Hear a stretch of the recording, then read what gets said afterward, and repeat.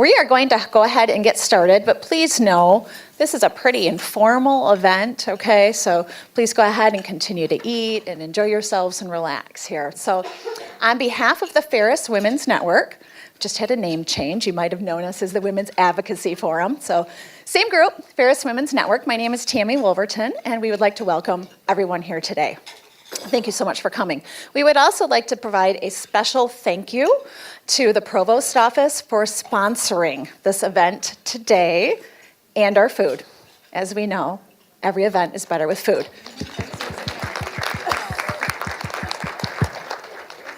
Absolutely, absolutely. And with that said, a special thanks to all of you for making it here today. I know sometimes we tend to hibernate in this weather, right? We don't want to get out of our offices, but we're so happy to see you here today. This event, work-life balance, this topic is very, very important to us as a group. It's important to us as a university, as a community, and all of your faces here today shows us that you're also interested in bringing awareness to this topic. So hopefully we can do more of these things.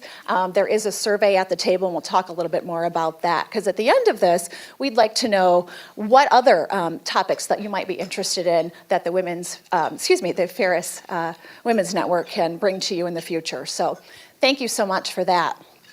So we'll go ahead, I'll do an introduction, and then we'll do some housekeeping tips and just kind of let you know what we have in store for you over the next couple of hours, okay? So again, my name is Tammy Wolverton. Why I'm up here with the mic right now is because this topic is really near and dear to me. For those of you that don't know, and I see a lot of familiar faces in the audience, I just recently defended my dissertation. Thank you. See? These are my people. I knew I liked you all. So thank you so much. And my topic was the gender gap at higher education, and I focused on four-year institutions, okay?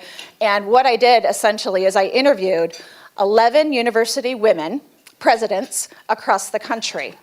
And I actually devoted a portion of my dissertation to this topic of work-life balance. And what I want to tell you all today is the struggle is real, right? Whatever you're feeling, whatever brought you here today, I can tell you, I can echo that sentiment because I researched it, right? But we all have those similar feelings, okay?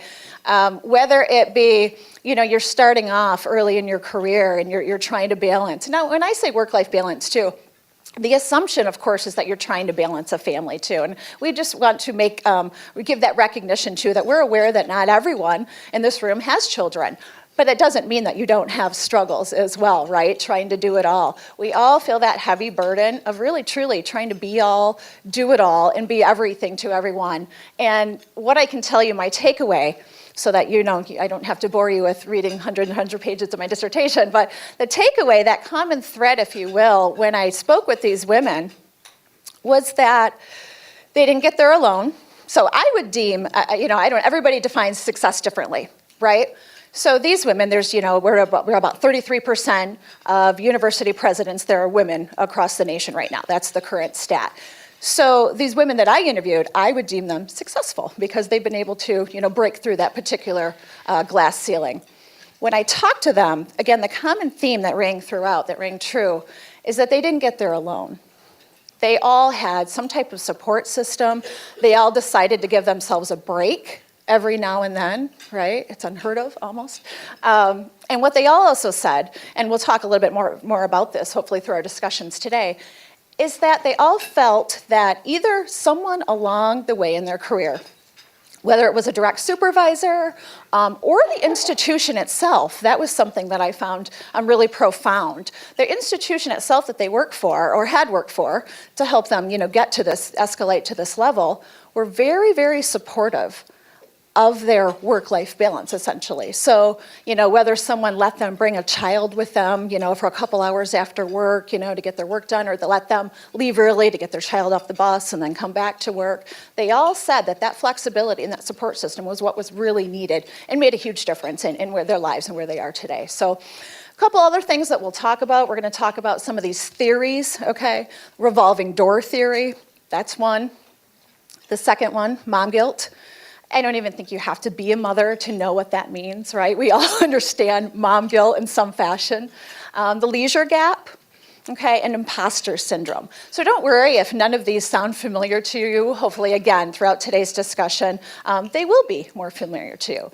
So one thing that we're going to do to kind of help warm everyone up and prime everyone to have today's discussion is you were all, and I know that they were in the back row, or the back table, I was kind of picking on them, saying, you're cheating, you're trying to start ahead. There's always those individuals, that look at the worksheet and flip it over. But I was giving them a hard time. So you all have a worksheet. You have two pieces of paper actually at your tables. One is a survey, and we're going to ask that you complete that at the end. We talked about that a little bit. And the other is a worksheet. So please, again, continue to eat. We don't want to discourage you from doing that. Again, pretty formal. We're going to give you about 10 minutes or so at your tables to answer these questions. They can be answered individually. They can be answered in a group. You can discuss at your table. And as you see behind me, there is a table, and there is a panel here today. So we will, of course, formally introduce our panel as well. But right now, they're actually sitting with you amongst the crowd, and they're going to be a part of these discussions with you as well. So take, again, the next 10 minutes. Go ahead, grab some seconds, grab some dessert if you have not done that yet. And go ahead and just talk amongst yourselves. We hope that this is an open discussion.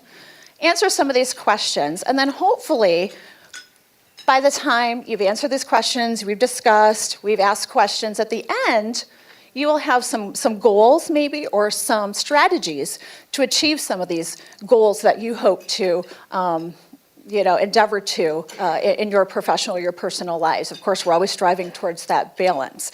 I would also like to take a minute to acknowledge my other committee members that made this event happen. So to my right here, of course your left, I have Beth Logan, Gabby Hagan, Fatima Wakil, Paula McDowell, and Megan Biller. So if you give them a hand too.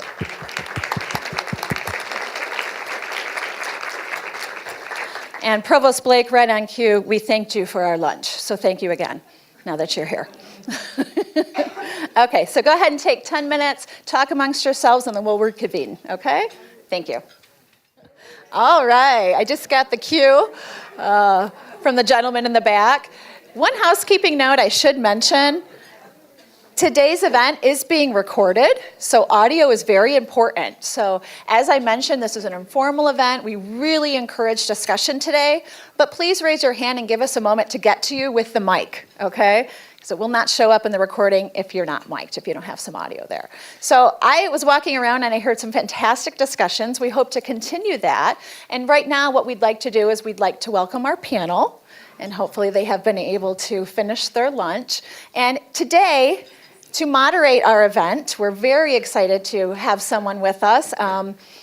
So this will be an introduction here that probably is not necessary for many of you in the room. I can't even say that she, what would I say? She's semi-retired from the associate provost position. And we're very lucky and fortunate to have her here. She is still very much working on the DCCL program. She's the director. The program that we love is near and dear to my heart. And so we'd like to, at this time, welcome Dr. Robbie Tehan. Yes. You want us to begin, huh? Okay. Thank you. It's a pleasure to be here. And I appreciate that you provided good weather for me to drive down this morning. Roads were dry. I am pleased to be able to facilitate today's panel, and I'm going to ask that each of them introduce themselves and to give you a little bit of background about what they do and anything else they want to introduce themselves with. And Brooke, how about if we begin with you? Hi, everyone. My name is Brooke Bentley. I graduated from Ferris in 2014 with a degree in business. I own Natural Beauty Salon downtown Big Rapids, where I manage 10 women, and I also get to talk with a lot of women daily about their struggles as well, some of my clients coming in. I have 2 beautiful children. I have a son, Landon, who's 5 months old, and a little girl, Eloise, who's 2. I have a smoking hot husband. And I love that you guys all came out today because I feel like as women, like we all need to stick together. And I think it's really important for us to all know that each one of us struggle. And time management is really hard for each and every single one of us. So thank you for inviting me today. And I look forward to hearing some questions and answering and trying to tell you how I live out my chaotic life. So, Janine. Thank you. So I'm Janine Ward-Roof, and I apologize, I woke up with a weird something this morning. But I have a 6-year-old, so that's kind of a commonplace. But I'm the Vice President for Student Affairs here at Ferris, and I've been here 5 years. I've been in higher education a little over 28 years. And the things that I like to do are be with students, like work with students, see them grow, see them change, see them become amazing people, keep in touch with them, and so forth. And so that's a fun part of my work. But when I actually have time and I can do things, our family, like I said, we have a 6-year-old, so our world kind of revolves around her at this point in time. So we do a lot of Sesame Street and reading books, Pete the Cat, and some of you all know exactly where I am. Octonauts, all those kind of shows. And then we try to get outside a lot. It's beautiful here in Michigan, so lately it's been a little more difficult, but just being out, walking the dogs, and I used to cycle a lot, and I miss that terribly, but maybe one day that will happen again. And then I've really found a lot of fun just getting to know our community and trying to find things in our community that make life different and fun. So whether it's something at Artworks or a movie downtown or pumpkin rolling in the middle of Halloween, whatever it is, all those things kind of make life here in Big Rapids exciting. Thank you. Casey. Hello, everyone. I am Dr. Casey Thompson. I'm an assistant professor in the College of Business. I teach ethics, business strategy, and management. So I've been here in Big Rapids proper since a little under 2 years. I moved right from outside of Chicago. Before becoming a faculty member here, I was the director of global menu strategy for McDonald's Corporation. So I managed strategy for the 36,000 restaurants globally. So if there's any product or anything that you've eaten at a McDonald's over the last 10 years, I promise you, I probably had my hand somewhere in there. And as a woman, I have to be very transparent. I go to restaurants now just to look at the menu, and I think about all of the things that I've developed and I will never get credit for. But that's okay, because I'm not bitter at all. But it's just amazing that I've been blessed with so many great opportunities. And the only reason I even said that, in jest, of course, is that the one thing that I do with my students every day is just to make sure, all of my students, but for the women especially, to help them understand that their voice is important and how to speak up and how to take ownership of the things that they are a part of. Because quite transparently, it took me many, many years, if not a decade, over a decade, to learn how to own my voice. So that's something that I'm really proud of, and it's something that I do on a day-to-day basis. So I have 2 children. I have twins, 17-year-old juniors at Big Rapids High School. Emmett, who is a local DJ, so if anyone needs some business, I'm also his promoter. And then my daughter, Eden, is a tennis player at Big Rapids High School who made All-State last year representing Big Rapids, so I'm really, really excited for her because I have no athletic ability. So with that, I will shut up and let us begin. All right. And the first question, I'll take a volunteer and we will rotate the sequence of answers, but if there's a time that you want to follow up as an audience member, please just put your hand up and maybe Leah will help me identify that that's happening so that we can have an interactive conversation as well. And at the end, there will be time for questions from the audience, so be thinking about the things you might want to ask. So the first question is, can you have it all? Can balance be achieved? And is the term work-life balance accurate? So who would like to begin? I would love to talk about this one. So can you have it all? It depends on what all is. So in my opinion, life isn't about balance, it's about rhythm. So working at a college, the first couple weeks of the school was a little crazy, the last couple weeks of school was a little crazy. And in between, you have breaks, right? The students aren't here. Your life is very different when the students aren't here. So you get that rhythm. and you work your life around that rhythm. So that means you might be taking a vacation in the middle of May instead of in August when everybody else is. I mean, so you just figure out what works for you. And so for me, over my life, and I don't know, you didn't ask us our age, but I'm 53, so most people don't think I am, but 53 and having a 6-year-old, not the life that probably most people think, right? But you figure it out and you say it's your own, so you make your own life. You figure out the way it's supposed to work for you, and don't compare with other people, because that's when you get yourself stuck of, oh, well, so look at them and how they're doing that, and they seem to have it all. If you pick up the curtain behind any home life, it's just as chaotic as yours. It's just different chaos. So it's about making it your own and quieting all those voices in your head and all those norms in your head and all of those things so that you have your life in the ways that you want it to be. And so for me, that's been about my family. That's the first ring. And then everything else happens around that. And so just, you have to figure that out for yourself. And that's not easy to do. And there's times you get, sometimes I think I'm going really well and something happens and I'm in a completely different avenue that day than I had anticipated, but you just have to be flexible and figure it out and, and own it. It's yours. Make it your own. It's your life. You only get one. Can you have it all? Who next? I wouldn't mind. I think that life is a balance as well, and really down to our core, I think all of us really want to be happy, and so I think you really need to disguise, or figure out what makes you happy. I was watching a video this morning while I was getting ready, and I loved what this woman had to say. She recommended writing down all of the things that you love in your life. So give yourself 5 minutes, write down every single thing that you love, and then next figure out where on your list those things should be. I was telling some of the girls, I love Rachel Hollis. Does anybody know Rachel Hollis in here? She wrote Girl, Wash Your Face.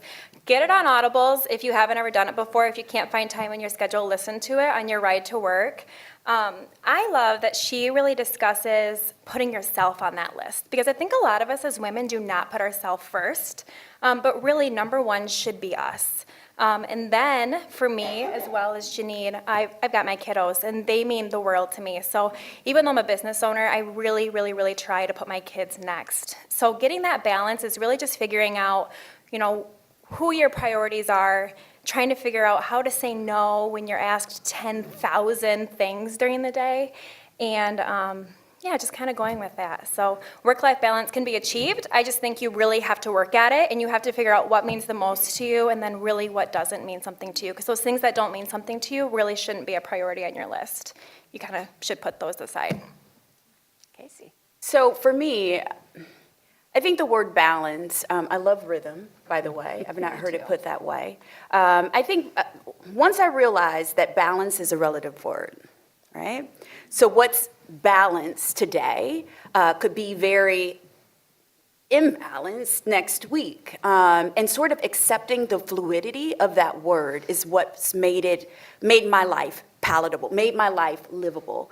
So that's why I think I gravitated to that word rhythm, is that also owning the sacrifice that involves, whatever this quote unquote balance is of the day. Sacrifice to me, and I'm not going to sit here and say it's, and not to counter anything that you're saying, not to say that it's impossible, but balance is so relative to me that the definition of it changes so frequently. It's a matter of, and it's not even a happiness for me, but it's sort of an equilibrium around me. So I love my children, but sometimes I'm not there, right? I have to travel. I am not there. So that is the sacrifice that I may have to make that week, but understanding that there are commitments with my job. So that's what I'm talking about, that fluidity, and just accepting that. And I know that we'll talk maybe a little bit more about mom guilt in just a little while, but accepting that that's just a part of life. Or maybe I should say that's just been a part of my life. Especially coming from corporate. So one thing that you guys will learn about me, I'm just very open and honest about a lot of the things that I've gone through. And I know that I've had to sacrifice my children and being there for them at times. I've had to sacrifice being there for my job. I've had to sacrifice my health. So it's, to what degree do I sacrifice those things but yet keep moving things forward has sort of been my secret sauce, for lack of better words, and have helped me get to the point to where I am right now. Okay. Brooke, how about if you take the next one as a start? How has your work-life balance changed as you've progressed in your career? And were there any stages, or are there stages, where it has been particularly difficult to navigate? Yeah, my work-life balance has changed dramatically. So I have owned Natural Beauty for 3 years. When I first started, there was a lot of work that went into it, and luckily for me, I didn't have kids at that point. I was married, and my husband was a lot of times pushed to the side just because I had so much to do. I had no idea what I was doing. I was 23 years old when I bought Natural Beauty Salon, and I thought I knew what being a business owner was going to be like, but I generally had no idea until I actually got my feet in the water. So I started with that, and I devoted a lot of my work life to owning the salon. At that point, I basically gave my whole self to the business. I got there, I was the first one there every day. I was the first one that left every single night. And since, I've changed a lot. I am a huge delegator. I think that for me is a really great part of having balance. So I have a salon manager. I have a receptionist. I've tried to not have a receptionist, and I get too stressed outside of work. So for me, that's one thing. If you can have an assistant or have somebody, even a family member that you can kind of rely on, I think that's really important. Phases in my life that I have had more difficultness is I nursed my children. That was specifically when it was the hardest to do what I do, because on top of going back to work, having kind of the mom guilt of leaving my children, I also had to nurse every 2 hours during the day. And so anybody who's done that, or even trying to wean right out of the hospital, that's a huge deal, and it's so, so difficult. I really had a difficult time with my son Landon because I was able to nurse my daughter Eloise for 6 months. My son Landon, I only nursed for 3. And I told myself I was not going to get mom guilt when I stopped nursing, but inevitably it happened. So, but I think in any phase of life, like, we just have to have confidence in ourselves. And that's why I say that happiness is really, really important to me, because at the end of the day, if I'm not happy, nobody's happy. My employees, I have to be happy to motivate them. When I get home, I have to put my game face on, because I was just telling some of the girls over there, I work until 7 a couple nights a week, and when I get home at 7, I have a 2-year-old and a 5-month-old. You'd probably expect them to be at, like, maybe jammies or something. A lot of times they need dinner. We have to start bath routine, and I have to read stories, and I have to get them in bed. So I think that you really just have to put your game face on daily, and it's really difficult, and we all struggle with it, but it's just kind of a part of life that we're in right now, and if you want to manage it, you just have to really try and put your game face on. Casey, you want to go next? So absolutely, my work-life balance continues to change, but for me, as I progress throughout my career, almost every job, every progression I made, work-life changed. So it depended upon what my motivation or what that need was in my life. So sometimes there is a need for just the financial support. So you got to kind of balance your life so that you're providing there. My parents were really sick. My dad specifically, for about 5 years, my work-life balance changed because I wanted to make sure that I was there for him.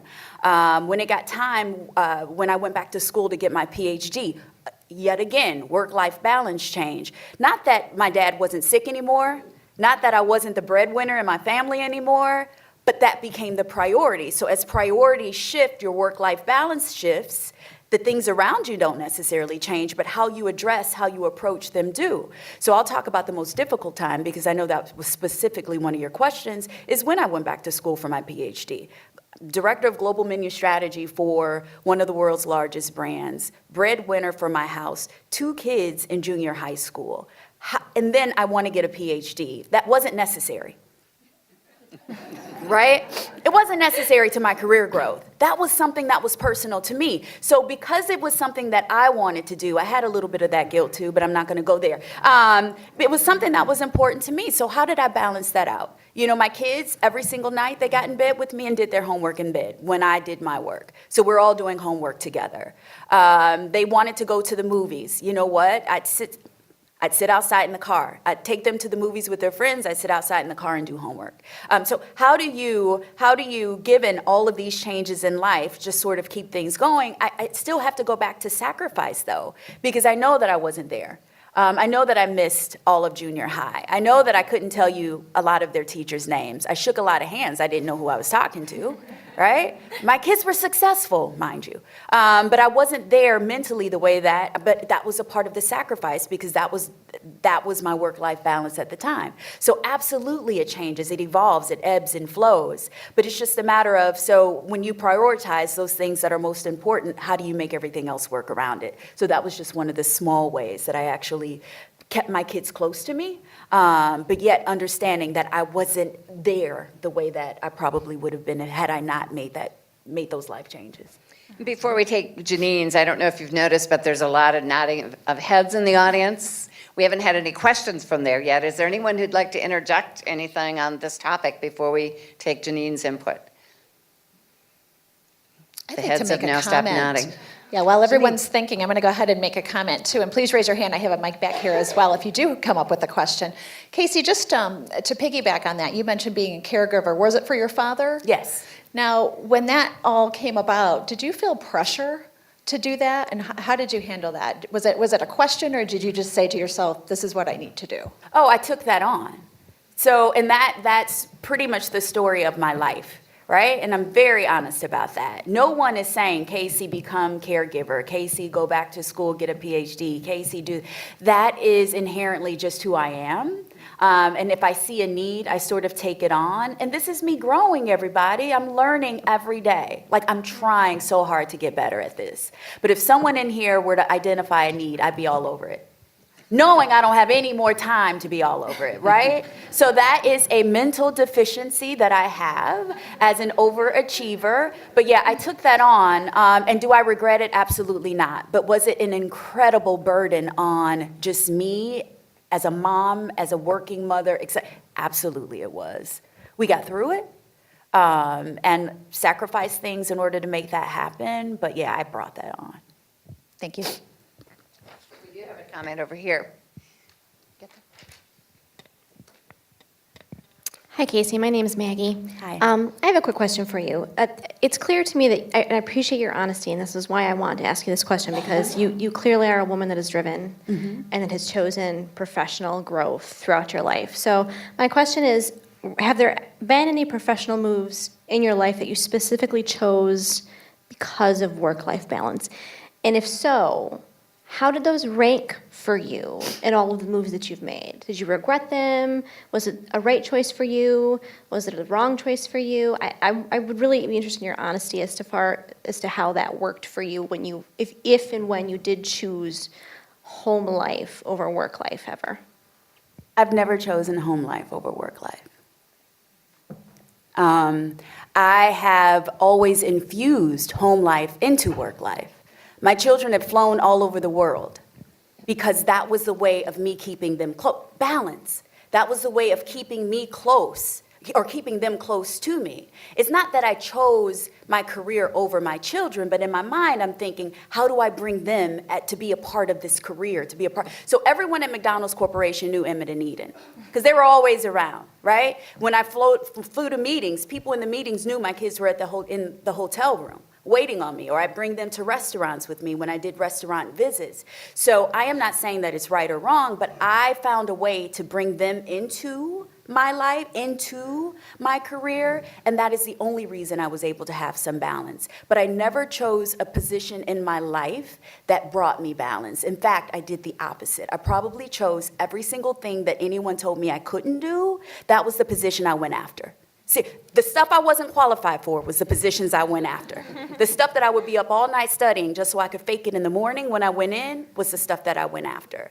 But my kids, they were just right there with me as a part of that process. So Janine, do you want to add to this? Sure. I appreciate, excuse me, Casey and Brooke's perspectives as well. And I resonate a lot with kind of bringing your family with you. And so when earlier in my career, when you ask about one of the most parts that were difficult to negotiate or navigate, was when I didn't know my voice. And so I didn't know to ask that it was okay to talk about, can I do a different schedule, or can I work differently, or can I get time off to go do something? So once I found that voice, then it was kind of dangerous. Because then I was able to say, wow, okay, now I didn't realize I could do my work differently. And so working in higher ed is all about learning and adapting and changing. And so once I realized that, I thought, wow, we don't have to do work this way. We can do it this way. And so when I got to the point where I interviewed for vice presidencies, that was something I'd always wanted to do. When I married my husband, I said, this is what I want to do, and he's like, I'm in. And so we set about creating our family around career as well. And when I came here, I remember having a conversation with President Eisler, saying, I know you can't ask me about my family, but let me tell you, I have a 14-month-old. What do you want to know? And so we had a great conversation about family, and I said, for me, it's important that my family can be part of this world because I spend a lot of time in it. And I don't want it to be where I have to make a divide, and I give this time to family and this time to work. And so if you know me, you know that my daughter Gina is with me at all kinds of events, and my husband as well. And so it's a nice thing when you can combine those things. And so this job was perfect around that. And also because my mother lived in Pittsburgh, 6.5 miles away, or 6.5 hours away. So I moved closer to her because I moved from Florida, and now she's living with us. So it's all those things that sometimes it just works out the way it's supposed to. So the difficult part was when I was younger. Once I had enough people around me saying, come on, girl, get with it. I had some strong mentors saying, what are you doing? This is your life, you have to figure it out. Then it became, then that worked. But I do recall a time, many of you haven't met my mother, but you hear me talk about her. She's a very traditional Catholic woman. However, she also raised 3 kids by herself in the 60s. So non-traditional, if that makes sense. But in her mind, she's very traditional in her values. And so she would always say, you work too much, you're never going to get married, you're never going to have kids. And I would always say, I can have kids without getting married. So that caused that conversation to stop quickly. Because I was like, you don't have to be married to have a kid. But I remember when I did finally, Mark and I met, and we went home for the first time, and she met him, and we had the conversation about life and kind of where we were going. And I said, okay, here's our plan. Like, we're going to get married in May. I'm starting my PhD in August, and I'm going to become the president of a professional organization in October. And Mark was like, I'm in, good, I'm there. And my mom was like, what? And so it was like, no, that's my path. Like, that's what, I have all these things in place in this marriage, like overlaid. This is great. I'm ready to go, but I'm not going to change these other 2 things just because I'm doing this. And so you do figure it out. But we didn't have children. We had dogs. So that was our family then. And so the dogs were fine if I didn't get home till 9. But it's very different now with living, breathing people looking at you saying, where are you? And how do you do this? So. You've heard a lot already about mom guilt, but here's the mom guilt question. Given demands placed on women leaders, studies show that women are likely to suffer from mom guilt. For women who want to balance both a career and a family, it's often challenging and referred to as the motherhood penalty. Have you ever experienced mom guilt or the motherhood penalty? If so, what advice would you give to other aspiring women? And who would like to begin? I would love to. Having 2 young kids at home, I feel like right now, especially this question really identifies with me. When I first went back to work with my daughter Eloise, I had horrible mom guilt. I was regretting going back to work and wondering how I could stay home with her. But I think what I've really tried to do with my children is set up what qualities I want them to have in life. So I really want my daughter Eloise to be independent.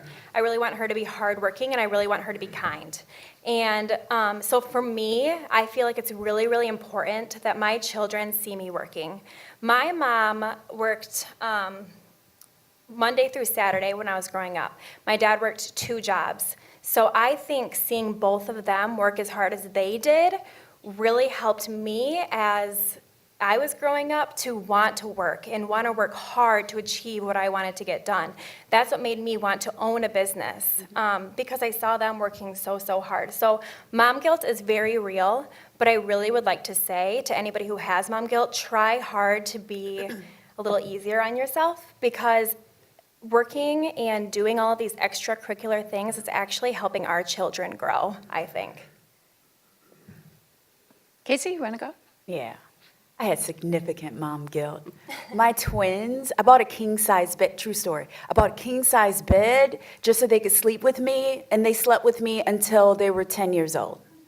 All three, well, it was four of us at the time, but it was all four of us in a king-size bed until they were 10. And I would have people say, you are insane. I'm like, no, no, no, no. That was the mom guilt in me because I was gone all day. And if the only time I had with them was at 3 a.m., when I went to sleep and they were right there and I could feel their heartbeats, that was my balance. That felt pretty doggone good to me.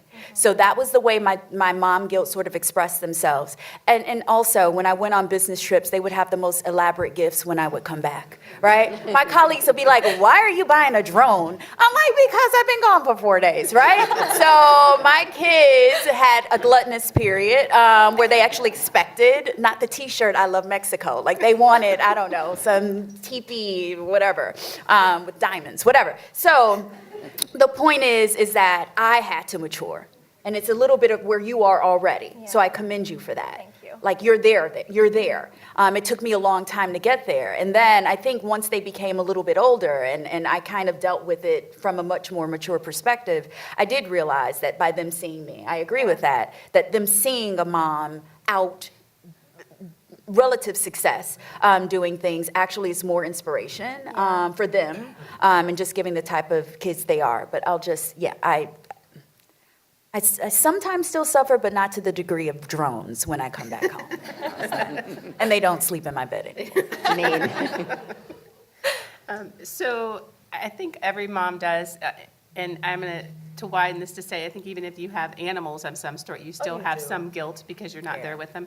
But definitely have mom guilt, and mine was even more in some ways for me personally because we adopted our daughter. So we worked really hard together, and then all of a sudden it's like, now I'm going to go to work. And so, here's a great example. We had been trying to, it took us 10 years to adopt our daughter.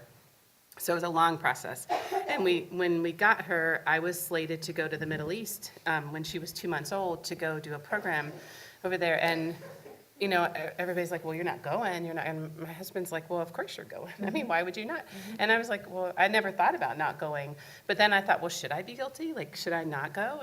And I thought, well, I think it would be worse if I told our social worker that I was taking my newborn child that we just adopted in the States to the Middle East in 2012. That probably would not have gone over well. And so I was just like, I had to kind of rethink the fact that it's really my life and it's our family life, and so the mom guilt thing really were what other people were putting on me in terms of norms. And so I just needed to stop and say, you know what, it's okay. And it's okay now that I'm the breadwinner in our family and my husband's at home with our daughter and he does dance lessons and gymnastics lessons and goes to the parent-teacher kind of things and volunteers at the library. And when I can go and when I can do those things, I do, and it's exciting, but it's okay. Like, she's seeing both of us do that, and we're both responsible for her. So from that independent standpoint, it really took me a while, but it's like, this is healthy. Like, we shouldn't be at her beck and call. Yeah. She can manage these things, and so she's got to learn these independence, and maybe it's a justification, I don't know, I'll let you know in 10 years, but it seems to work right now. And I just have to, again, quiet those voices in my head and say it's about what our life is today. And today it's about getting shoes that match. And tomorrow it's about, getting a project done, whatever it is. Fluid. But whatever it is today, that's what you do. Thank you. And I imagine we have a few men in the audience, and I won't put them on the spot, but I'm presuming we also have some dad guilt in the audience as well. So if I may interrupt real quick, Robbie, sorry. Please. We are really zooming along here, so please, if you have any comments, anything at all that you think would be for the good of the order, yes, please raise your hand. And so there was a second part to that question. We really covered the mom guilt part fully. However, that motherhood penalty, you're all successful women here. Do you feel that because of some of those choices that perhaps you're a little further behind than you should be in your careers, or you sound very comfortable with where you're at and the choices that you've made, but can you talk about that experience with the motherhood penalty at all? Or maybe you didn't have that challenge. I did, actually. So earlier in my career, I had my children at 30. right? So I did a lot, and then I kind of postponed that slightly. But I will tell you, I was at a national advertising agency at the time, Leo Burnett and ARC, which was incredibly competitive, fast-paced environment. I will tell you, when I came back from maternity leave, I had lost some momentum. I had lost significant momentum. People around me had gotten promoted, and I was only gone for about 3-4 months, but people around me had progressed in their careers. I was sort of put on a backseat bench, so to speak. I didn't have any of the lead clients anymore. I didn't have any of the spotlights anymore. And I was only there for a few more years after that, or just a little short period of time after that before I transitioned to McDonald's Corporation. But I will tell you, I never regained momentum. And that's something that I will never forget. And as I continue to teach and talk to women and young women moving into corporate and moving into any career path, just some of the watch outs and how to better navigate that, because I wasn't prepared to be put on the back bench, right? Especially when I was used to being, I was the starting 5, right? And now I'm not even 6th man. I'm way down there, not even getting called up anymore. So I thank God for it, because it was a life lesson for me, and I grew from it, and I know I can give back and help other women as they face similar situations. But man, that was tough. That was tough. That was an ego blow that I'll never forget. Others want to weigh in on that part of the question? I think that there are times, higher education's a little bit different than Yeah, corporate I can America, imagine. because we have ideals, and not to say that corporate America doesn't. No, but it's okay. Yeah, we have values and ideals that are out there, but that doesn't mean they're always followed. So one of the things that I found to be most interesting in higher education is how everything, and I don't want to be careful how I say this, but I think everything has a language and a history that has been around for a long time. And if you look at the history of most institutions and you look at the first presidents, they're typically white males, right? And there's nothing wrong with that. That's just how it happened. That's the history of the institution. But what then has happened is all of the future has been developed from that history. So when I come in as not fitting in the mold, then I got to figure out how I interpret that mold. And so that's the different part. And so where the delay was is I have to work harder to understand what's being done and what's being said and what the processes are, because it's not intuitive to me. It's not how I think. And I think any of us can be in that realm. But people are kind, they listen, they are a part of things. But when you do step out, we had, I guess it was about 2 months I was off with Gina, and it was over the holidays. So she was born in November, and then I went back to work in January. And during that time frame, things happen, and you're not a part of it, and then you have to come back and get caught up. But I wasn't left. I wasn't called up, but it's just you have to kind of reinvent yourself when you get back. So it's when it happens when you step away, and that's just part of it. But it's just the culture. Our cultures they're coming from a historical basis, and that's what built them. And then we just have to figure out how we fit into that cultural basis, and then how we change it as we go forward. Yeah. So when I had my daughter Eloise, I had her the weekend before Labor Day. And I love the craft show in Big Rapids. It's the Monday after, obviously. But I thought that I was going to take my 3-day-old baby to the craft show. So the motherhood penalty to me, I generally believed that nothing would slow down. I thought for sure that my life would just keep going and I would just have this baby, because on social media I'm seeing all these amazing cute moms and their cute outfits, and they look awesome after their baby, and they're just taking them everywhere. But I quickly had culture shock and learned that you don't take a 3-month-old to a craft show in Big Rapids. So the motherhood penalty to me, as far as work goes, I'm very fortunate. I work 4 days a week, and all of the accounting and inventory stuff that I do for my salon, I'm able to do from home. And so when my kids go to bed, a lot of times I work on it then. I think to help balance a little bit, you need to find the time in your day that you can figure out when are you going to get your workload stuff done if you do have to bring it home.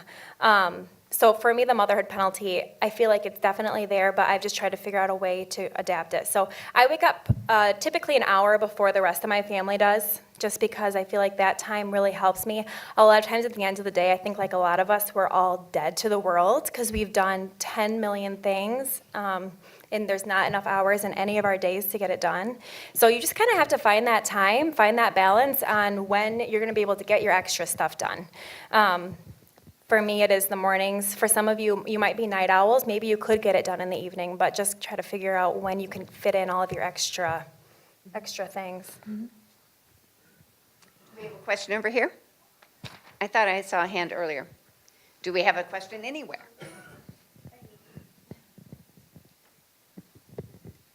Hi, ladies. I was just wondering, it hasn't been brought up yet, wonder how you're fitting in health into your work-life and balance. So I know, Casey, you mentioned that your health had taken a turn at some point. You didn't expand on that, but for myself, I had a big life change. I was a business owner here in town for 11 years, and I worked 7 days a week, 24/7. So I found that it took a big toll on my health. I was giving so much to other people that I wasn't taking care of myself. So I'm wondering how you ladies found that work-life balance. For myself, I finally sold my business, and now I'm teaching others this health, life, and balance through nutrition. So I just Good wonder if you question, and ladies not can- one we had on the list, so let's hear. Wonderful. So I'm interested to talk to you afterwards, okay? I'm interested to speak with you afterwards, okay? We were talking about it at our table. When I talk about sacrifice, that was the sacrifice, and I tend to make that same sacrifice now, but that was the most significant sacrifice I would make is myself. So forget getting nails done, forget hair, that's probably why I have dreadlocks now, right? Forget going to the salon, forget being up to date on the latest beauty trends and that sort of thing, and just forget working out, which is probably one of the most detrimental things, to your point, that we could do as women, right? Is sacrifice ourselves, and that's the first sacrifice that I make. So when I got my PhD, I literally slept, and anyone who knows me intimately can back this up. I literally slept 3 hours a night for 3 years straight. And I'll never forget that. It was something significant in threes. 3 hours a night for 3 years straight. Did not work out. Did not eat properly. That was the sacrifice that I chose to make. And it got to the point where I felt as if I was dying. I remember waking up one morning, and it may have been in the middle of the night, wasn't daylight outside. I remember waking up thinking, I am killing myself. Not the proverbial killing yourself, like the literal, not figuratively, literally, I feel as if my body is dying, like I am shutting down.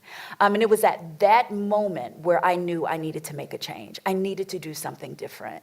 I needed to drink water, like lay off the Diet Coke. I needed to work out. I needed to just meditate and that kind of thing. But it took almost, it took almost a near-death experience. No one diagnosed it. I knew it. It took that experience for me to get to the point where I said, I got to get up and I got to start looking out for me and I got to start, and I'm still not there. I'm not there. I haven't drank water today, right? I'm not there. I'm about to now since I put it out in the universe. But it's much more important to me now, is my point, because I know the detriment that it causes. Brooke? I just got off a real hardcore Taco Bell phase, so I just joined Planet Fitness though, so yay me. But so I don't always put my health first, and to be honest, I think working out sucks. I've always hated working out. I'm lucky that I have a fast metabolism. Maybe it's because of the horrible things that happen. You ask, you shall receive. This is womanhood right here.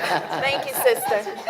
Love But it. as far as like the progressive change too with your work balance, so I'm trying to fit health into my work balance, because honestly, when I ate Taco Bell, which Taco Bell does have breakfast too, so some days it was twice a day. When I eat it, I do feel like crap and my energy is not there. And my kids are to an age right now where they're not sleeping through the night. So I'm really trying hard to now add health into my routine. It is really difficult when you have so many things that you're trying to juggle during a day to find time to work out. And I think that a lot of times that's an excuse for a lot of us.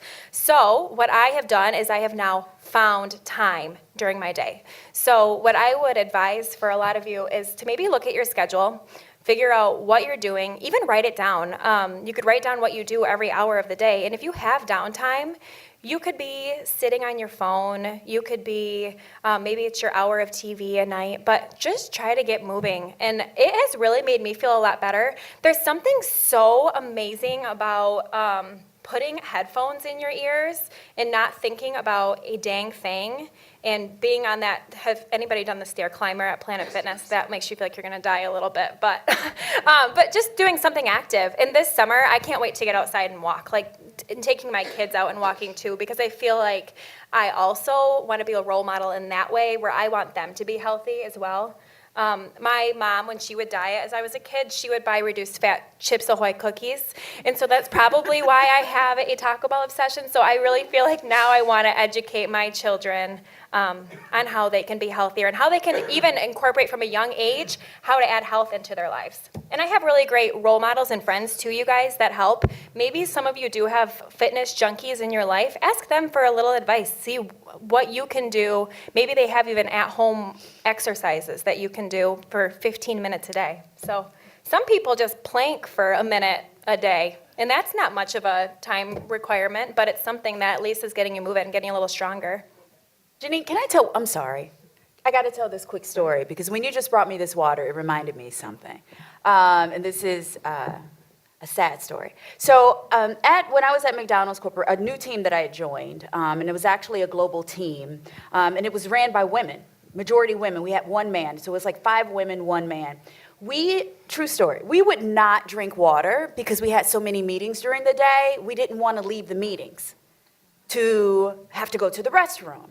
This went on for months. It's so stupid. This went on for months. So we wouldn't drink anything because we were afraid that we'd interrupt global calls. We'd have to say, please hold, that kind of thing. And no one wanted to do that. So then for months, no one's drinking all day. And one of my friends got a really bad situation. Medical situation, because she wasn't drinking any water. So then, what actually helped us during that time was our commitment to each other.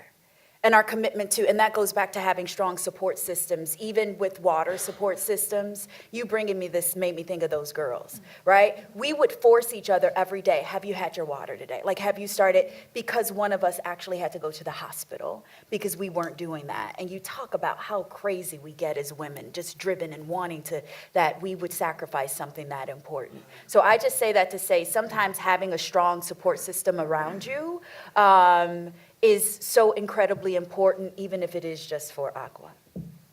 Right? Didn't get to weigh in on this one yet. So I used to be really good at this. I rode centuries on my bike, and I did all these amazing things. And that was up till graduate school. And then I started working full-time. And life became very different, and then it became more complicated. And so I've had fits and starts as I go through, and now I blame it on my hair because it takes a long time to dry, so how can I work out in the middle of the day because I got to dry my hair? Yeah. But it's not an excuse. So I do fits and starts, and the thing that has kind of remotivated me to figure out how to make this work is I remember when I was growing up, my mother was a terrible role model for taking care of herself. And so I don't want to be that for my daughter. And so I'm trying to figure out how do I show her that she's just as important as everybody else. And so trying to figure those things out. And so some days I do really well, but as a whole I don't do as well. So I'm working on it. It's hard. There's but I a do question. get massages at Natural Beauty, and they do a Yeah. very nice job. That helps. That's a very good health thing. Okay, so my question, you've talked a lot about adding things, take care of yourself, add exercise to your life, add meditation, add a PhD. But for me, I get to a point sometimes where something's got to give. What's the thing that gives in your life? Or what's the thing you wish would be the thing that would give, or you think should be the thing that would give? What do you take away? Because you do a lot of adding to your life, but to me, sometimes that's not sustainable. A lot of times that's not sustainable, at least not for everybody. I'd love to share a little bit about that, and it goes back to that rhythm piece, because it depends on the day, and it depends on what it is. So sometimes you just need to stop. Like, you have had enough, and you need to drink your gallon of water, or you need to have a glass of wine, or whatever it is that you don't need wine, but you want a glass of wine. But whatever it is, you stop and say, today is about me, so I'm gonna go get my nails done, or I'm gonna go for a walk, or I'm gonna go on a trip, whatever it is. I learned when I was an undergraduate, I had a very good mentor who was my hall director, and I was an RA for her. And her name was Mary, and she had 2 kids. And she always described her life as wonderful. She grew up in this incredibly strong Catholic family. She had a great Catholic life. Put her kids in, and the Catholic piece I'll get to in a minute, but her kids were in Catholic school, and everything was going great. And one day she came home. She was a teacher, a K-12 teacher. Came home, she was taking a little rest on the couch while the kids were doing their homework, and her husband walked in and said, I want a divorce. And so she said, there's no guarantees. Now, there's a lot of other stories about him I could tell you later, but her point was, though, sometimes you think you have it all, and the reality is you're not really paying attention. And so she really changed how she did life. And she taught me, that was one of the people who helped me find my voice early, because she was like, there's no guarantees, you can't do this, and you just can't figure out, things don't fall in your lap. You have to be somewhat strategic, and you have to think about things. And unfortunately, later in life, she passed away of breast cancer, and it was one of those things where you're just like, how can this happen? But at the same time, even to the very end, she was doing the things in her life that mattered to her. And so that was a huge role model. And when I saw her, she had an incredibly funny sense of humor, but her point was, death gives you a new perspective on life, because what are you going to not do? And so for her, that's where I learned that piece. It's like when you wake up in the morning, how much of your life is what you want it to be, and how much of it is what other people tell you it should be? And so I learned the part of, I don't have to do that just because somebody tells me I should. I don't have to do that. So that's when I'm able to look at my schedule and say, you know what, I know that people want me to do all this, but I can't do this. And so I got to do this. So I can make choices in terms of how I serve, what I do, where I am. And so simple things, and maybe it's like, for me, I don't know when my day ends, but I pretty much know when my day starts. So I'll take Gina to school every morning. So that's one time in the morning. I get to see her every day. We have a little routine. She gets where she needs to go. And then I may not see her. Like when I get home, she may be in bed. But whatever's going on. But I know every morning I see her. So for me, that's something I want to do. Do I have to do that? No. Could I be at work at 6 o'clock in the morning if I did that? If I didn't do that? Yeah. But it's important. And so I'm giving up that quality time at work to be able to spend that time with family. So you got to figure that out for yourself, and hopefully it's not the death of a friend who teaches you that, but it was very powerful when I saw her making those hard choices, and I was like, I don't want to do that way. I want to do it in the way that should be done, but it's hard sometimes because you feel really guilty. Brooke, do you want to add in before we take another question from the audience? I would love to, actually. So I feel like with me personally, what really struggles is when I make my priority list, it goes a little bit like this. I like to put myself first, but typically my kids come before that just because that just kind of tends to happen, especially at the ages that they're at right now. And then I put my work, and I put all of my coworkers. I really love all of them, and I want to make sure that they love their jobs and that they are living happy lives as well. A lot of times, and this is terrible, and I wish that I wasn't this way, but my husband comes last. And we have had multiple conversations at home where he is feeling like he's left behind. And I don't know what to do about it. And I'm still struggling, and I'm still trying to figure it out. At this point, it's once a month, which is not a huge commitment, but we're trying to do a date night once a month, just him and I, to go and have dinner and just kind of reconnect. It's hard, though, when you've got so many other things that you're juggling. So don't feel like everybody has it all together, because definitely none of us do. There's always something on the back burner that's behind. For me, it is my husband, and hopefully, as my kids get a little older and a little bit more independent, we can reconnect on that way, too. I just, at this point, have to really try to put him more first. But I do actually have a couple cheats that make my life a little bit easier that I hope I can share with some of you. So I don't know if you guys all know what Shipt is. It's a grocery service. It is like one of the best things that has ever happened to me. So I am one of those people that goes to Meijer. I start at the back at the milk. I go through every aisle. I try to make a list, but somehow the list doesn't really work because, oh, I see cheese. I love mac and cheese. I'm going to get some noodles. Oh, I love noodles. I'm going to get some marinara sauce. I get like 10 million things. I'm at the store way longer than I need to be there. So Shipt has really been a great time saver for me because you make your list. Somebody else buys it for you. They deliver it to your home. It's more expensive. You have to tip them. It's a yearly fee, and the groceries are more expensive. But what is your time worth to you? That's really what I've had to look at. Another cheat in my life is that I have a house cleaner that comes once every 2 weeks. So I try really hard. I want my kids to clean up after themselves. And so in my home, it's a really big deal that when my kids play with a toy that we pick it up. So for the most part, my house is clean. And that's another thing, you guys. Help your kids clean up their own toys. Don't clean up your kids' toys for them because you want them to be responsible and you want them to clean up after themselves. So do it together. It makes it a little easier on you after they go to bed at night. But if you could find a house cleaner, she does all of my heavy work so that's really helped with timing too, because what I found in the very beginning of having children is that the days that I was home, I really wanted to devote to them. And if I filled my day too much, if I gave myself too many things on my list, then I would get stressed and I wouldn't be a good mom. I would start to get irritated with my children. So there's a lot of things that I try to delegate. And so Shipt and getting a house cleaner once every 2 weeks has really helped me tremendously. So things like that, house cleaning and grocery shopping, starts to get you overwhelmed, then delegate it. Another question over here. It's kind of more of a sharing.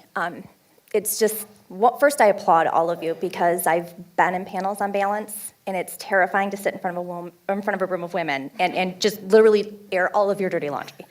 And so, and go to those places that you really want to hide, behind and pretend like everything is balanced and perfect.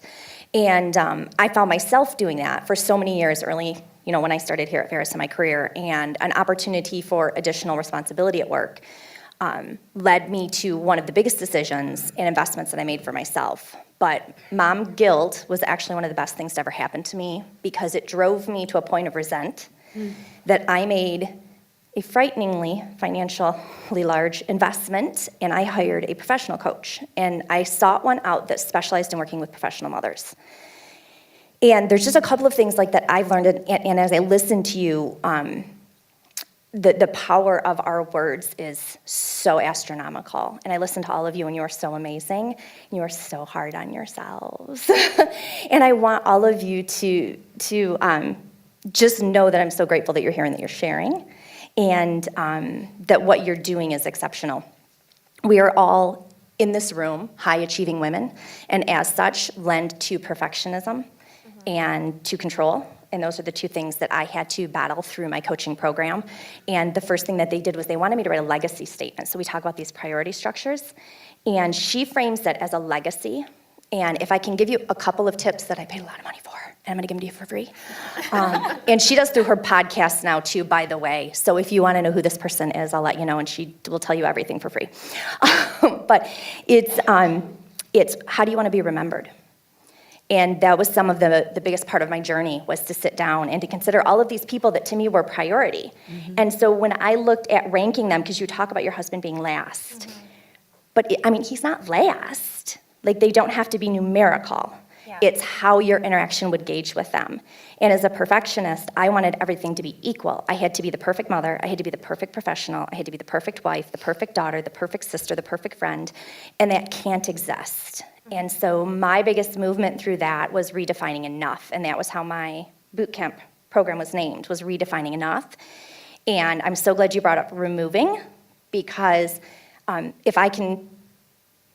think you're all going to look at me like I'm crazy, and this is always a scary moment for me, because I tell you that I work in what's now scaled ABC work, because as a perfectionist, I wanted everything I did to be A, which was how I was sleeping 3 hours a night and being unhealthy. And so selecting my decisions and how much time I invest in everything based on an ABC scale was what I needed to feel in control of the process. And so my kids are old enough they could vocalize what they needed from me, so that became my A time with them. Everything else is B or C time. Like, in the evening, when they get their free screen time, they don't care what I'm doing. So I can jump on my computer, and I don't have to feel guilty for not being directly engaged with them. Because for my son, I have to tuck him into bed. My other son, we have to go shopping once a week. Other than that, they're like, Mom, you're rocking it. And I'm like, yeah. So as long as I get those 2 A points with them, and what is my husband's A point? And what at work, what are my A points? And as high achieving women, I would also encourage you to submit C work more often than you are inclined to do, because the first time I submitted a report for something, and I looked at it as something that I would normally never support because I do A work. I do everything to the perfection level. And then the email I got back was, oh my God, this is awesome, thank you. And I'm like, awesome. So just the thought of how many hours and what I had put myself through was really interesting. So if you can kind of just think of like that, they don't have to be prioritized in order or numerical. It's just kind of a tip that I think will help.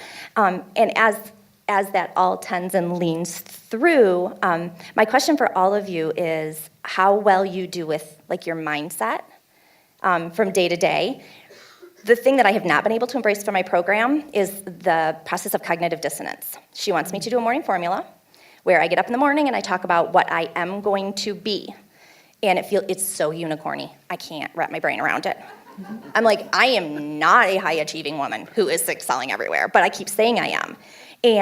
But there's her, and everybody says this. Like if you talk about Gretchen Rubin, who writes the Habits books and Heart of Happiness, they all say it is the ability to vocalize where you will be and then watch that change happen. And I just wonder if any of you have tried that and found success with it, because I'm still really, really struggling.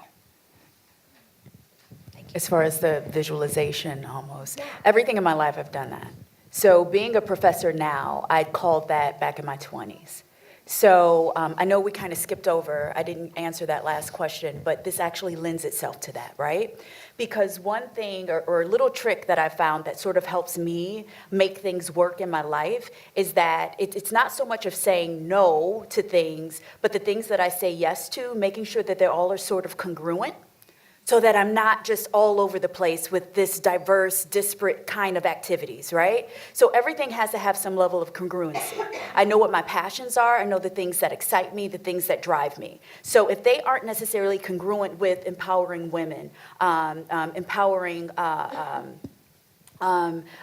certain ethnicities, making sure that people feel as if they have a voice. If those things aren't lending themselves to the things that I'm most passionate about, those are the ones that are easier for me to say no, right? So it's kind of finding what is my purpose, what is my calling, what is my mission, and just making sure that everything that I'm doing extracurricularly, you know what I'm trying to say, aligns with that, right? But as far as visions and that kind of thing, that's the only way I think I've progressed throughout my career, is sort of having a vision of where I wanted to go and just doing everything until I got there, right? I always wanted to have a global capacity, so I sort of saw myself in that global capacity. It took me about 15 years, but I got there. I always said that I wanted to be a college professor. Like I said that in my 20s. And everything that I did sort of aligned me to getting there. Every trial, everything that I went through at McDonald's, at the national agencies, I knew it was for that purpose of that ultimate goal of where I wanted to be. Growing up as a child, this is crazy. As a child, you talk about having kids, but I always said I was going to have boy-girl twins at 30. I had boy-girl twins at 30. I didn't know what I was having. I went into the hospital with only boy-girl names, right?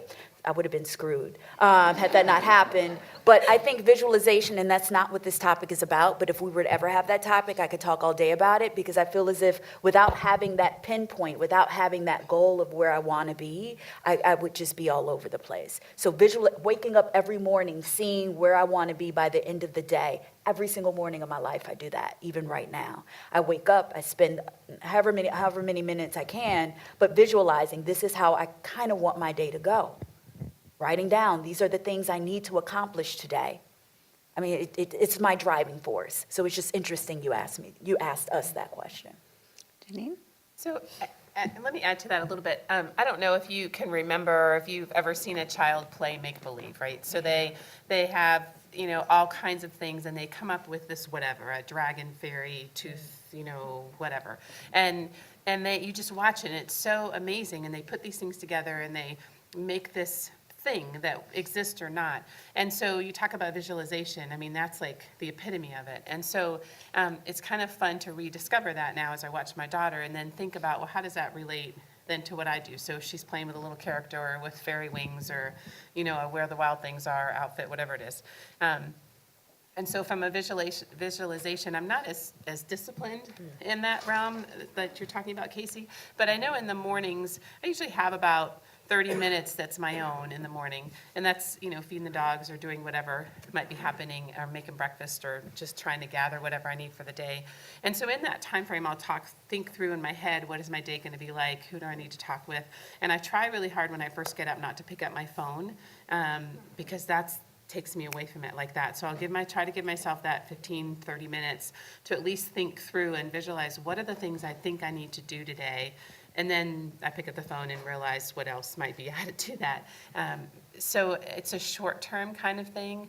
And then I think as you get closer to retirement, you think about your visualization of retirement, like what's next. And so that's kind of in the part, I'm not anywhere close to retirement, but at the same time thinking about what's the next thing? What am I supposed to be doing, not only today, but why am I at Ferris? What am I doing here? What's the thing I'm supposed to be doing? And it's like, what's the outcome? What's my legacy kind of piece? And so it's always in the back of my mind, and then there's certain times when I'm able to pull it out to the forefront. Brooke? I am a super corny person with this kind of thing, so I truly believe that whatever you put into the universe, you're going to get back out of it. I think positive energy can get you really far. I think that visualizing yourself, even on this panel today, to be honest, you guys, so since I've had my children and because I run a business and I feel like I'm juggling a lot of titles, I really down in my core feel so inspired right now by other women. And I really want to help motivate other women. And I want everybody to find their work-life balance. And I really want everybody, honestly, just to be happy, too. And when I came in here today and I saw Dr. Brooke Bentley, I was so nervous. But I generally think that how I got here today is because I have felt this passion, this burning passion, and every single morning when I wake up, I think to myself, how can I motivate women today? On my day-to-day life, it's through my friends, you know, talking with my girlfriends, and then through my clients, getting to talk to my clients. A lot of my coworkers are kind of in the same phase of life, but I think visualizing and throwing as much positive energy as you can out there and just being kind to one another, I feel like that really can get you really far in life a lot of times. And there's no secret strategy to it. I just think that being a positive, happy person sometimes can get you really far. Okay, we're going to shift into a different kind of question, and some of you may relate to parts of it. A recent study from the Pew Research Center found that fathers with children under 18 on average, spend 3 more hours a week than women do in leisure activities. Now, this next part I resonate with perfectly. Typically, that time is spent in front of the television. Whenever I walk in at night, that's where I know where to find my husband right away. He'll be in the chair with the television. So, given that, this study goes on to say that women are often better multitaskers and will have several projects or thoughts going on at a time, whereas men tend to focus. These are not my findings, Pew Research findings. Whereas men tend to focus only on one thing or project at a time. This may allow for men to be more creative and less stressed. That is, they may actually be experiencing a better quality of life. Can you relate? And if so, can you share some of your experiences and or ideas to share or shift that invisible workload? Who would like to begin? So I will. I married a very non-traditional man, and I mean that in the sense that he does all of our laundry, he does all of our grocery shopping, he takes care of our cars. I mean, so I don't have to do any of that, and I am very, very, very fortunate, and I know that. So this question to me is like, we really share our duties because, you know, I'm at work and he's at home working, and then when we come home, we can still continue to work. So we probably both have the same kind of leisure habits, and so we don't have a lot of time just to sit and watch TV. We're trying to do everything else. So I see this, I hear my friends complain about these kind of things where, you know, my husband doesn't do this, or my wife doesn't do that, or my partner doesn't do this. But I think for me, the challenge has always been is finding the right person to build the life the way you want it. And so there was never an expectation that I was going to do all the laundry or that Mark was going to clean all the toilets. I mean, it was just, it kind of worked out as we went through and we talked about what made sense. So I have no doubt that the Pew Research Center did a very nice study, but I don't relate to it. So in that sense, I think you can find what you need. You just have to have the conversation about how to make it work, because you can't work all day and then come home and continue to work and then someone else is not pulling that part as well. Everybody's got to pull their weight in the house. Absolutely.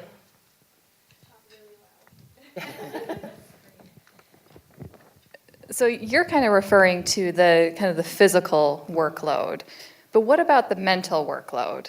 Did we hand in the permission slip? Did I make the doctor's appointment? Did, all those things that I'm keeping track of. And I have a very non-traditional husband too, and we definitely share those home duties. But by nature, I'm carrying everything in my head, and he's not. If I delegate to him what's in my head, all is fine, but it's still always in my head. And I think that's true for a lot of women, at least the ones I talk to. So I agree that does happen a lot. And what we did in our household, very simple, but we literally put a two-week calendar on the refrigerator and we dump on the refrigerator. And then it's our responsibility of who's doing this week. And so at the beginning of every week, we talk about, okay, who's doing the doctor, who's doing the dentist, who needs to do this. And it does help in that sense, because then it's not all in my head. And then when I dump it, it's not in there. Like if it's not on the calendar, it's not happening. So if it's something I'm responsible for, then it goes on my Outlook calendar, because I'm not going to remember to do it. And that's been really helpful. But I think it could very easily be that way. But for us, we had the conversation to say, okay, if we adopt this child, we're adopting this child. Right. Like, it's not me adopting this child, and Mark was right there. And so we very clearly talked about, the joke we have is he didn't like umbilical cords. He's like, I don't want to do the umbilical cord. And I said, I got that, but you get the teeth.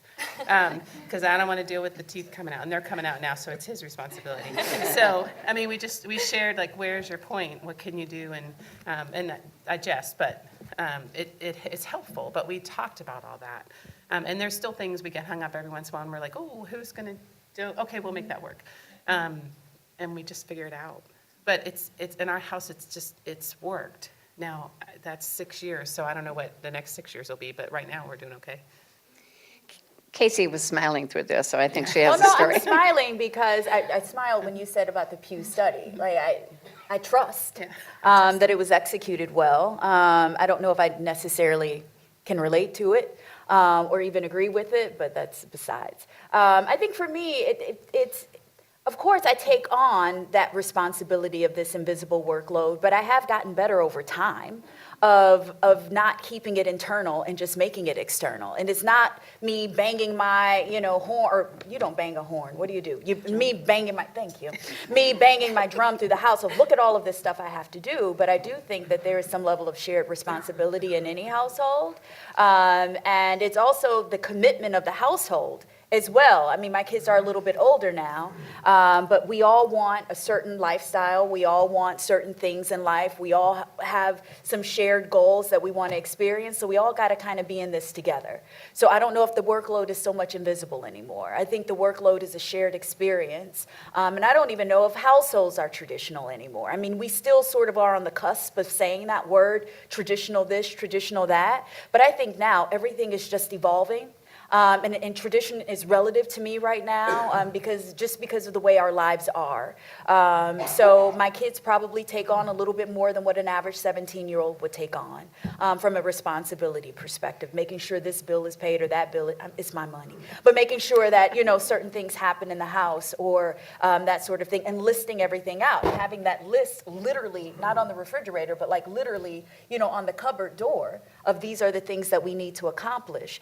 So I think that for me, it's not invisible. It's much more vocal and a much more external workload that I'm not sort of hoarding anymore and trying to be responsible for every minute thing that needs to happen in the house because we're in this together. And it's a shared experience together. So that's the life stage I'm in right now. Is that it's shared. It's not an invisible burden that I'm putting on myself. We all want to, go to Disneyland. This is what it's going to take for us to get there. So I'm doing this part, this is your part, this is that part, right? And I'm not taking on all of that responsibility anymore. That's the maturity that I'm finding myself getting a little bit better at every day. Brooke? I'm not quite to that maturity yet, trying to get there, but so I'll tell you guys a quick story because it's kind of funny. This past fall, I was complaining to my husband's aunt about how I was really struggling with our balance in our house, like husband and wife wise. He was driving me crazy. This happened with my daughter too. I should have known better, but for like pretty much the first 3 months of my children's lives, I've hated my husband. Like, pure hatred, don't want him to come home. Like, Wow. it's horrible. But it's because I think, especially with nursing, like, there's a lot of resentment there. And I just feel like I'm overdoing it and he's underdoing it. And that's me being a jerk. And he's trying his darn hardest, but it's like this hormone imbalance. So this past Christmas, Nick's aunt, she got us all these board games, and I was really excited about them because I really am trying to raise my children away from technology, and I really want to do more of like that type of stuff with them. At the bottom of the board games, there was a book. The book read, the title, The Proper Care for Husbands. Okay, I immediately start sobbing, but it's Christmas, and we're all opening gifts together, so I'm just...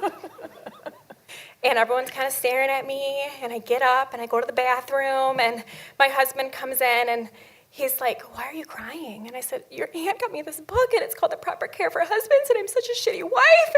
And, and he's like, "Brooke, it's fine." He's like, "But actually, I really have to go to the bathroom, so you're going to have to get out."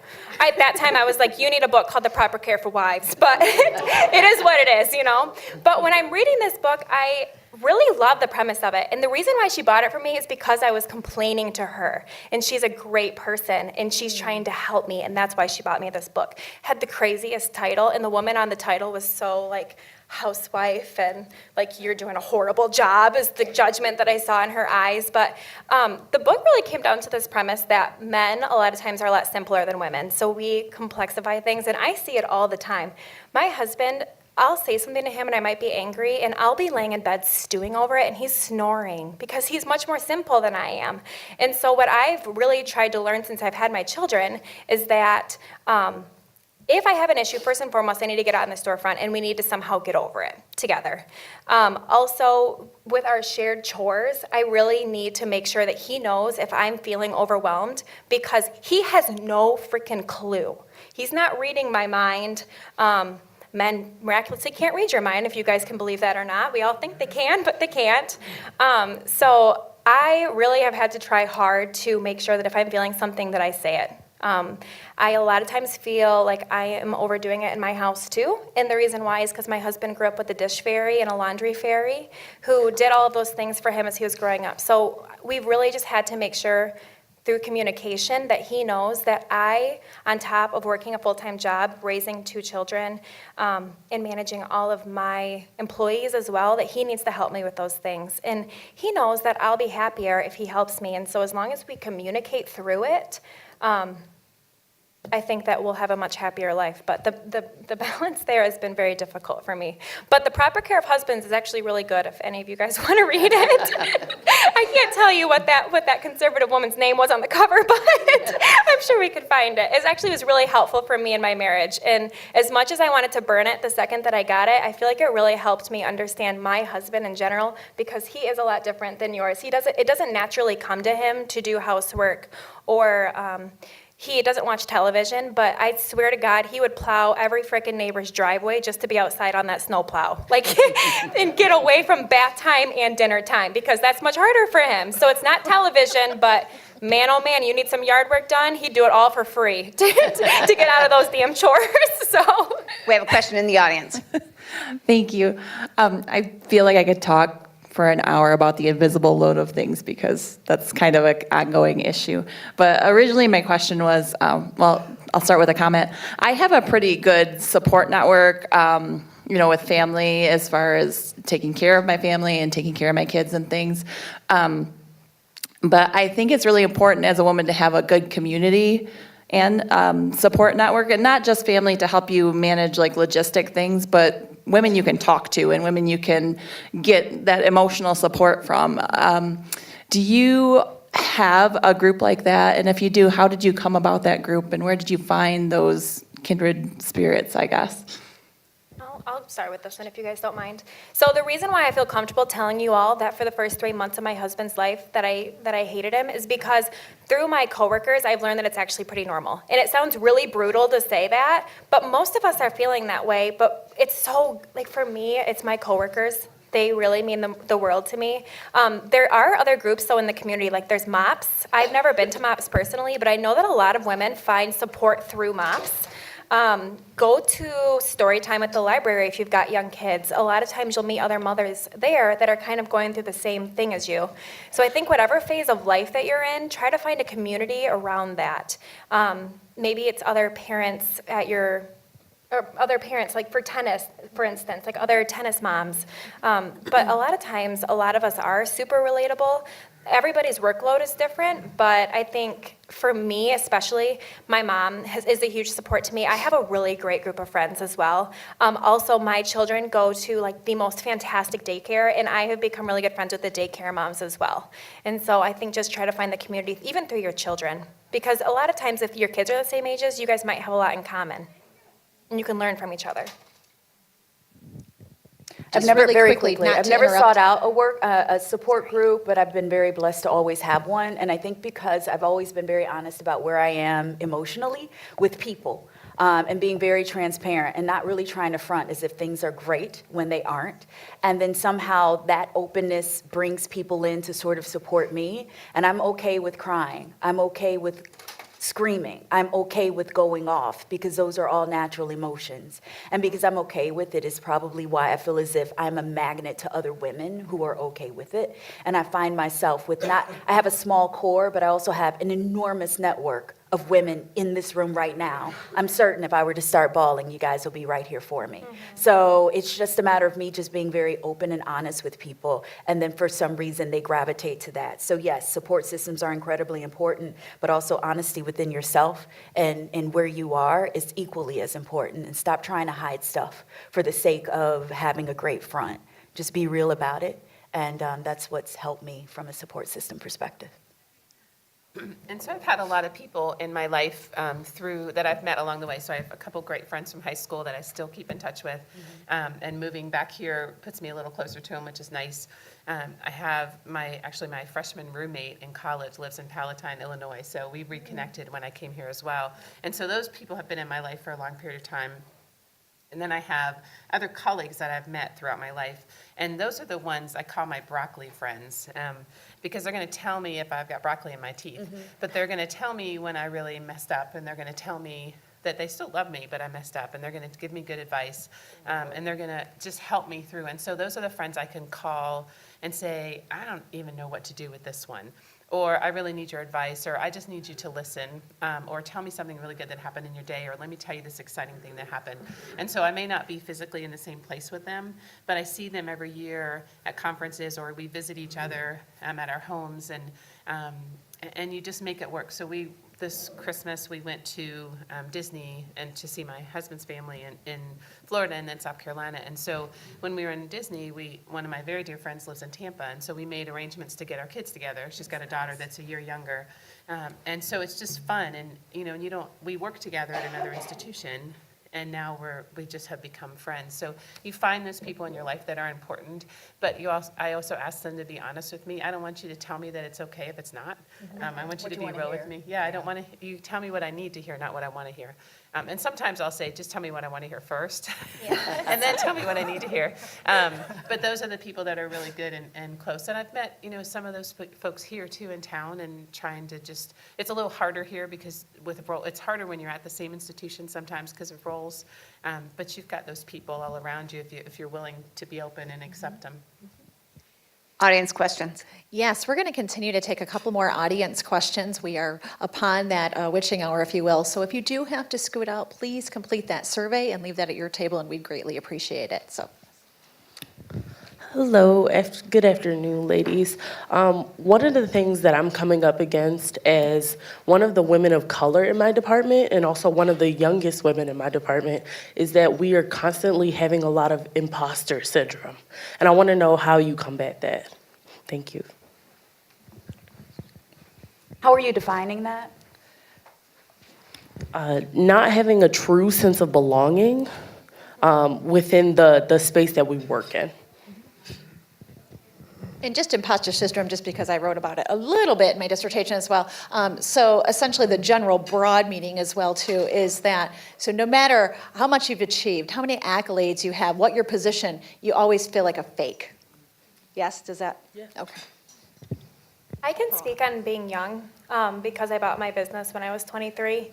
And I definitely have struggled with that as well. I sometimes feel like people don't look at you as a professional just because you're young. And I have a lot of employees as well that are older than me. I think the biggest thing is a lot of times you shouldn't even consider your age. Try not to think about it. We need to respect each other, and I feel like as long as you are confident in yourself, it shouldn't matter how old you are or what phase of life that you're in. Just be true to who you are and try to be confident in yourself, and then people might feel that way about you, but who really cares? You can't control how other people react to you. You can't control how other people feel about you. I'm not as quick to say don't care because I feel as if we lack care societally. So I do care. However, you are not in control because a lot of times is that person's baggage, not yours. So all you can do is be true to yourself. All you can do is know who you are, what you stand for, what your ideals are, what you believe your purpose is in life. You fight for that.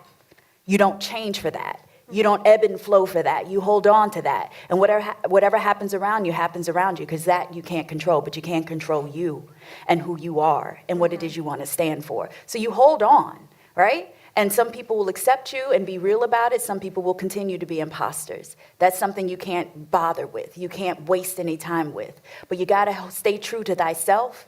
And I feel as if as long as you stay on that path, you have a true north, everything else kind of falls by the wayside. That imposter syndrome and everything else that happens doesn't really hold the same weight.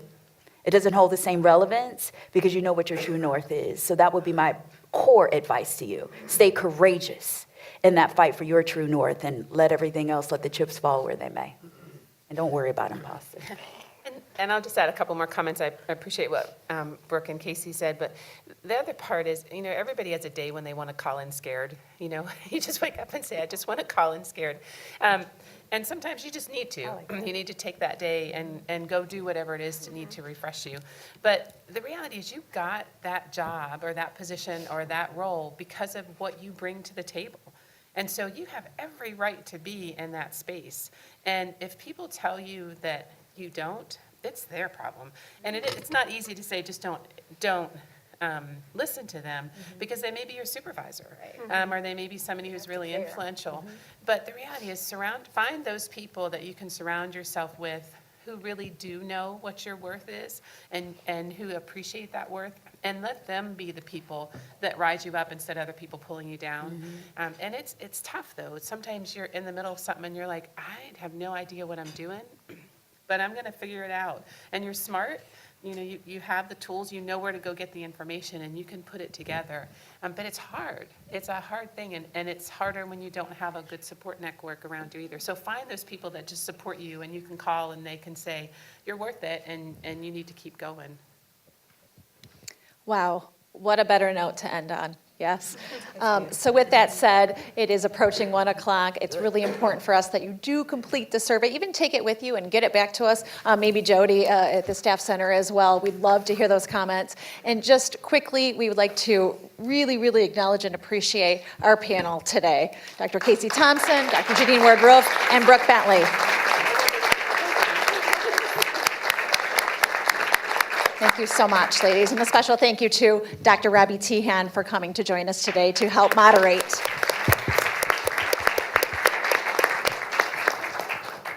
Thank you so much. And it doesn't look like anyone is in a major rush to leave. So just a couple more questions. Anybody have a question? All right. Thank you so much. I do have